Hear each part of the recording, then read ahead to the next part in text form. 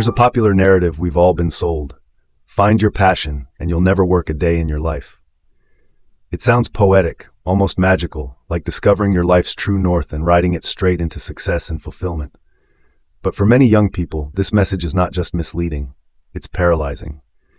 We live in a world flooded with stories about teenage geniuses who supposedly found their calling at 13 and became millionaires by 25.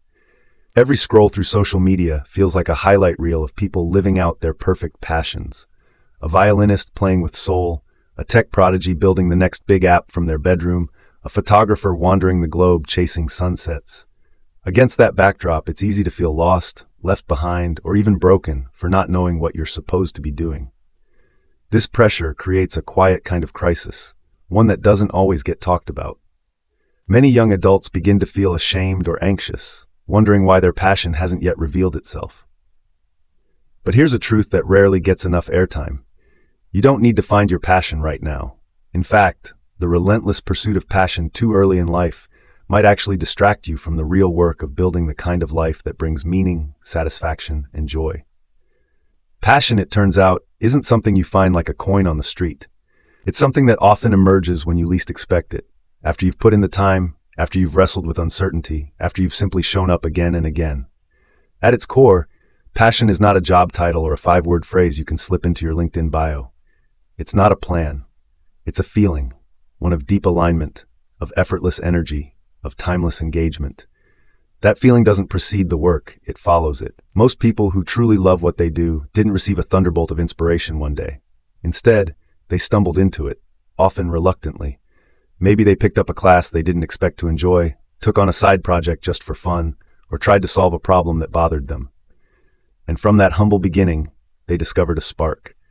As Steve Jobs famously said, "You can't connect the dots looking forward, you can only connect them looking backward." Passion is not a lightning strike. It's a breadcrumb trail you only recognize after you've been walking it for a while. And yet, in our culture that idolizes clarity, we're often asked to define ourselves far too early. Are you more creative or analytical? Are you a leader or a team player? Are you an artist or an engineer? We're pushed to choose categories, identities, and career tracks before we've even had a chance to explore them. The danger of defining yourself too soon is that you end up limiting yourself too soon. Maybe you were told in school that you weren't artistic, so you never touched a paintbrush again. Or perhaps someone labeled you as the math kid, and now you can't imagine a life that doesn't revolve around numbers. We wear these identities like armor, but in truth, they're just cages. And the most confining part, we often lock the doors ourselves.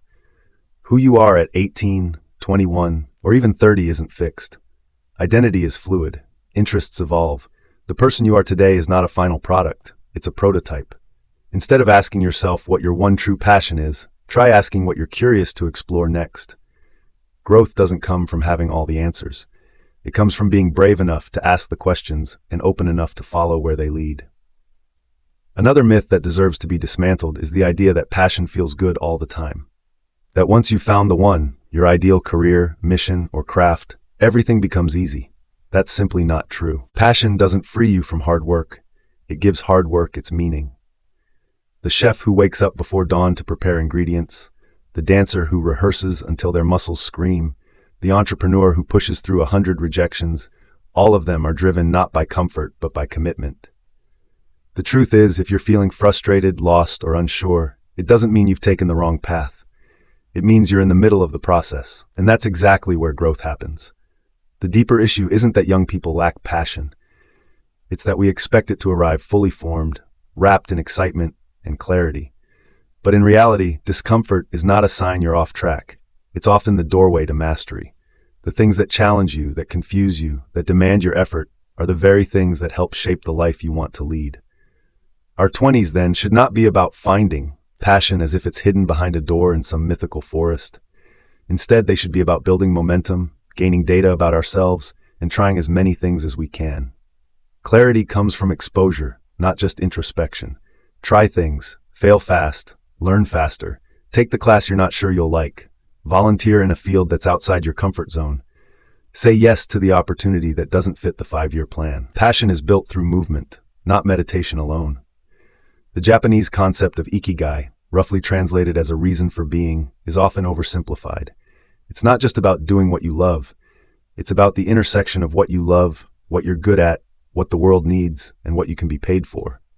And that intersection, it usually becomes clear only after years of trial and error. Your task now isn't to lock in your forever path. It's to collect experiences that help you build it. Often what holds people back is not a lack of motivation, but a lack of permission, especially self-permission. We've been conditioned to believe we should only pursue things we're already good at, or that only polished versions of ourselves are worth sharing. But sometimes the truest version of you is the one you're most afraid to show. Maybe you love writing, but hide your poems. Maybe you enjoy photography, but feel like a fraud next to professionals. Maybe you dream of launching a business, but cling to the security of your current title. These are internal prisons. And the first key to unlocking them is knowing that you're allowed to try. You're allowed to change your mind.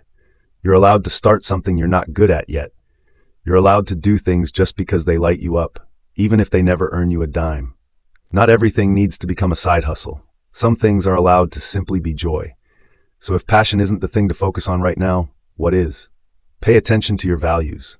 What kind of impact do you want to make in the world? Who do you want to help? What makes you angry enough to care? Notice your energy. Which tasks make you feel more alive and which ones drain you? And observe your environment. Where do you thrive? Around what kinds of people? In which settings do you feel like the best version of yourself? These are the breadcrumbs. Passion doesn't lead you to these things, it comes from these things. It's not a compass, it's a byproduct of aligning your life with who you are becoming.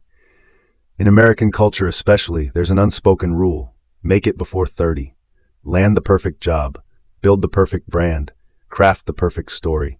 But here's a radical alternative. Your 20s are not a performance. They're a workshop. They're messy, iterative, and often full of detours. And that's okay. In fact, that's necessary. We compare our rough drafts to everyone else's highlight reels and wonder why we feel so behind. But no one posts their confusion. No one brags about their 3-month existential crisis. They just post the wins. Stop chasing the illusion of a clean, early arrival. What matters more than how fast you build a life is how honestly and intentionally you build it once you do. To every young person feeling lost or left out, you are not behind. You are not broken. You are in motion. Instead of obsessing over what your passion is, ask yourself better questions.